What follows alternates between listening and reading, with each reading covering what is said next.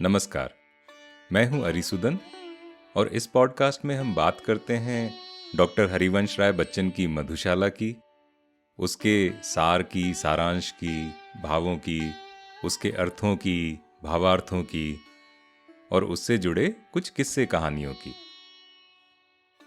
पिछले अंक में बात की थी जीवन में असंतोष के महत्व की और बताया था कि बच्चन बाबू को अपना सुव्यवस्थित जीवन छोड़कर फौजी ट्रेनिंग के लिए क्यों जाना पड़ा और सुनाई थी उसी से जुड़ी कुछ कविताएं। आज सुनाते हैं एक किस्सा बच्चन दंपति की सड़क दुर्घटना का, बच्चन जी और तेजी जी का, और कैसे उनकी कविता ने उन्हें वहां संकट से बचा लिया। तो आज की कहानी का आरंभ मधुशाला की इस कविता के साथ करते हैं, जिसने शायद इस घटना को घटित होने से पहले ही देख लिया था। और ऐसा कहते हैं कि कवियों की कविताएं कई बार आने वाला समय पहले से ही देख लेती हैं, या शायद नियति कुछ ऐसा करती है कि नियति ने वो कविता पढ़ ली हो और सोच लिया कि अब तो कुछ ऐसा करना है। बहरहाल सुनते हैं ये वाली कविता। यम आएगा लेने जब तब खूब चलूंगा पीहाला। यम आएगा लेने जब तब खूब चलूंगा पीहाला। पीड़ा संकट कष्ट नरक के क्या समझेगा मतवाला। यानी जब यम लेने आएगा मुझे, तब मैं खूब हाला पीकर चलूंगा, मस्ती से चलूंगा। अटल बिहारी वाजपेयी ने भी कहा है, इतना काफी है अंतिम दस्तक पर खुद दरवाजा खोलें। और यहां मधुशाला कहती है कि जो मतवाला है उसे नरक की पीड़ा, संकट, कष्ट इन सब से क्या लेना देना। वो तो इन सब से बहुत ऊपर उठ चुका है, वो तो मन से ही मतवाला है। यम आएगा लेने जब तब खूब चलूंगा पीहाला। पीड़ा संकट कष्ट नरक के क्या समझेगा मतवाला। क्रूर कठोर कुटिल कुविचारी अन्यायी यमराजों के डंडों की जब मार पड़ेगी आड़ करेगी मधुशाला। कि नरक में अगर पहुंच गया और वहां यमराज और यमदूत, ये जो लोग होते हैं नरक के संभालने वाले, क्रूर कठोर कुटिल, शक्ल से ही दुष्ट दिखने वाले, जब वो मुझे टॉर्चर करेंगे, जब वो मुझे डंडे मारेंगे, तो कवि कहते हैं कि मधुशाला उस समय उन्हें बचाने आ जाएगी। क्रूर कठोर कुटिल कुविचारी अन्यायी यमराजों के डंडों की जब मार पड़ेगी आड़ करेगी मधुशाला।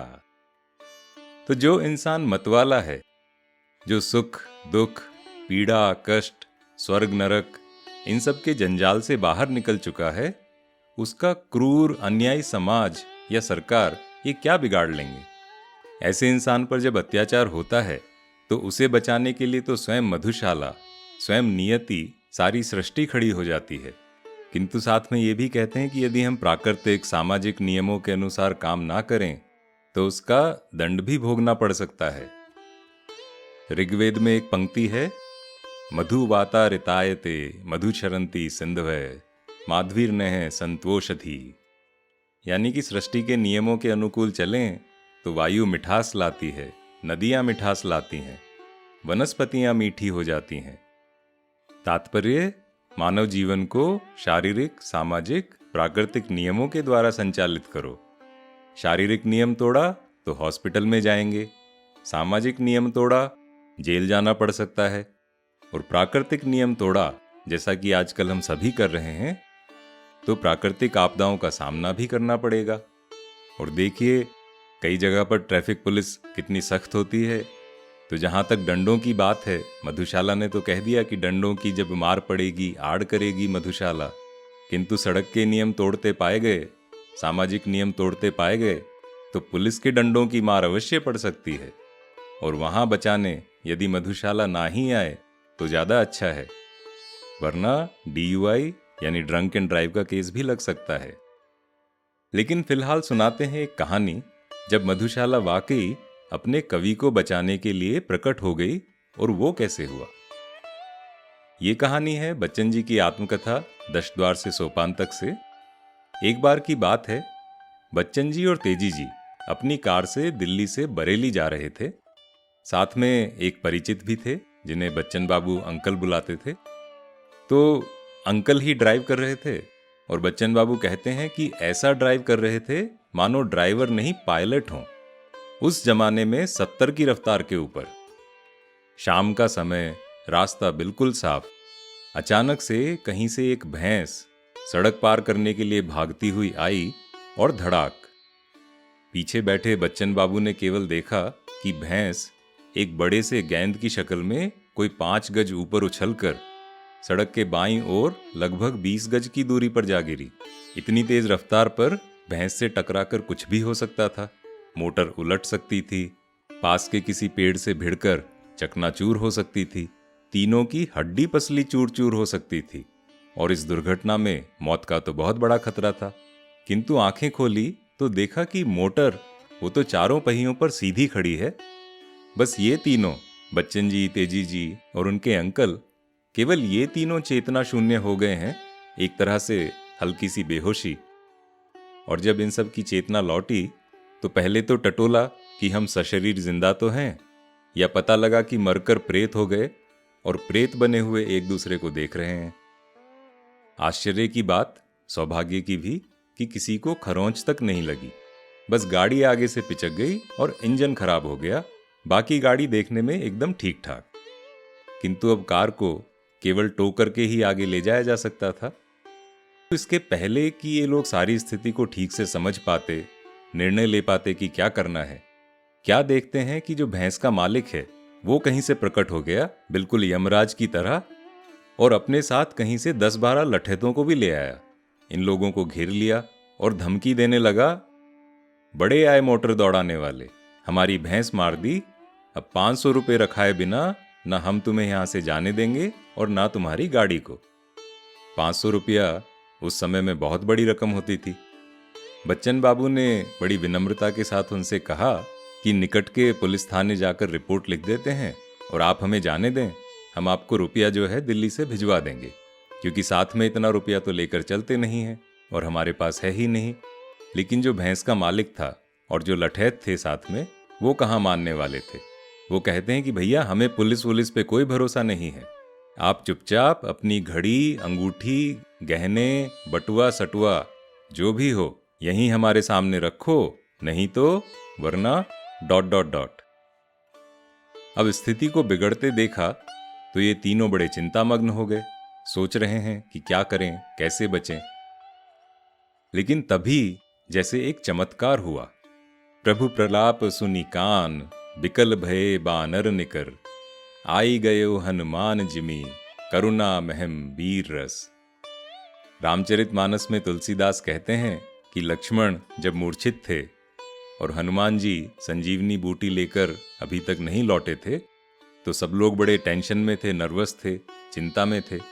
और यहाँ श्री राम प्रतीक्षा में विकल होकर विलाप करने लगे, रोने लगे। और ये देखकर सारी वानर सेना जो थी वो भी बड़ी व्याकुल और करुणामयी हो गई। किंतु क्या होता है, इतने में जैसे ही हनुमान जी समूचा पर्वत लेकर वहां पहुंचे तो सारी वानर सेना की आंखों में चमक सी आ गई। ऐसा लगा चमत्कार हो गया, अचानक से प्रकाश छा गया। ऐसा लगा मानो जैसे करुण रस के प्रसंग में वीर रस घुल गया हो। तो हुआ ये कि उसी समय दुर्घटना स्थल पर एक सज्जन आ पहुंचे जो वहां की पाठशाला में अध्यापक थे और कवि बच्चन की कविता के प्रेमी।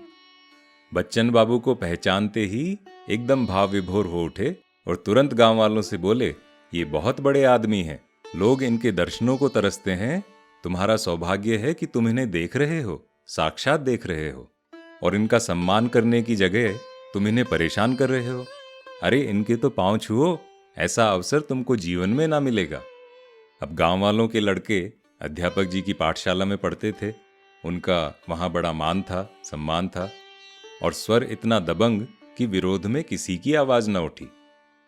तो गांव वालों ने स्वयं खराब हो चुकी मोटर को एक ट्रक से बांधा कि उसे टो करके खींच करके आगे ले जाया जा सके।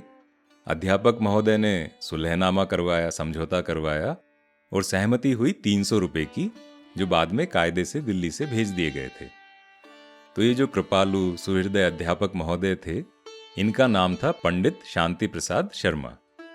बच्चन बाबू ने उनके प्रति बहुत आभार व्यक्त किया, बहुत धन्यवाद किया और साथ ही मन में अपनी कविता को भी बहुत धन्यवाद किया। तो ये जो सज्जन थे शर्मा जी, इनके साथ उनका पत्राचार काफ़ी समय तक बना रहा। उन्होंने कभी कुछ नहीं मांगा, किंतु कविराज अपनी कई पुस्तकें उन्हें भेजते रहे। तो देखिए, इस तरह से आपकी कला या आपका जो कार्य है या आपके जो पुण्य हैं, वो कहीं भी काम आ सकते हैं। इसीलिए कहते हैं कि कुछ भी व्यर्थ नहीं जाता। अगर हम एक हाथ भी हिलाएं तो उसका असर यूनिवर्स में कहीं ना कहीं तो होता है, और जो भले इंसान होते हैं वो आपको कहीं भी मिल सकते हैं। तो इसीलिए कविराज मधुशाला में कहते हैं, सकुशल समझो मुझको, सकुशल रहती यदि साकी बाला, मंगल और अमंगल समझे, मस्ती में क्या मतवाला। यानी यदि मेरी साकी बाला कुशल पूर्वक रहे, सुख शांति के साथ रहे, तो समझो कि मैं भी सुख शांति के साथ हूं, मैं भी प्रसन्न हूं। और जो मतवाला होता है उसे मंगल और अमंगल से क्या लेना, वो तो अपनी मस्ती में खोया रहता है। सकुशल समझो मुझको, सकुशल रहती यदि साकी बाला, मंगल और अमंगल समझे, मस्ती में क्या मतवाला। मित्रों मेरी क्षेम न पूछो, आकर पर मधुशाला की। क्षेम यानी जो लोगों का कुशल मंगल पूछा जाता है, जो भली पूछी जाती है। तो कवि कहते हैं कि मित्रों मेरी क्षेम न पूछो, मित्रों मेरी भली न पूछो, आकर पर मधुशाला की, कहा करो जय राम न मिलकर, कहा करो जय मधुशाला।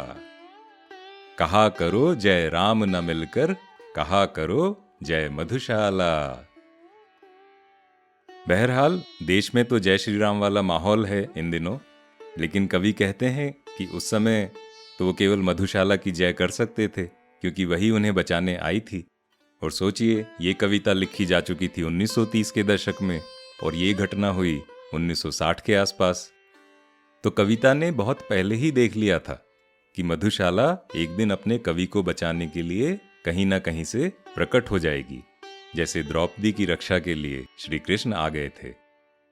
तो इस चतुष्पदी पर विस्तार से कभी और चर्चा करेंगे। आज यहीं विराम लेते हैं। अगले अंक में बात होगी जीवन की अवस्थाओं की, मानव जीवन में यौवन के महत्व की, क्या रंग क्या रूप होता है यौवन का, और उससे जुड़ी कुछ कविताएं। बताइएगा ये अंक आपको कैसा लगा। आप इसे रिव्यू कर सकते हैं स्पॉटिफाई या एप्पल पर, और मुझसे जुड़ सकते हैं इंस्टाग्राम, लिंक्डइन, लिंक सब नोट्स में दिए हुए हैं। तो मिलते हैं अगले अंक में। तब तक स्वस्थ रहिए, प्रसन्न रहिए, चाय कॉफ़ी पीते रहिए, और आप भी हमारे साथ अपने अपने जीवन की मधुशाला की जय जयकार करते चलिए।